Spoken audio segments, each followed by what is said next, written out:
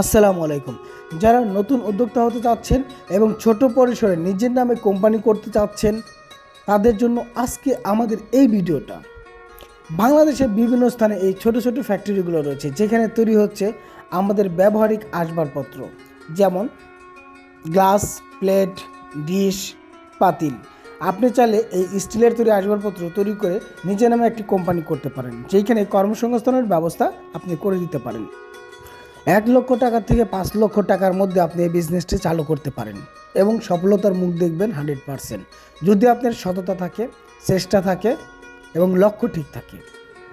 আপনি চাইলে ঢাকা এবং ঢাকার বাইরে বিভিন্ন জেলাতে এই ছোট্ট পরিসরের ব্যবসাগুলো রয়েছে, সেখানে গিয়ে তাদের কাছ থেকে পরামর্শ নিতে পারেন এবং যাচাই বাছাই করে যদি মনে হয় আপনার সফলতা আসবে, তাহলে অবশ্যই আপনি এই বিজনেসটা চালু করতে পারেন। ধন্যবাদ। সকলে ভালো থাকবেন, সুস্থ থাকবেন। আল্লাহ হাফেজ।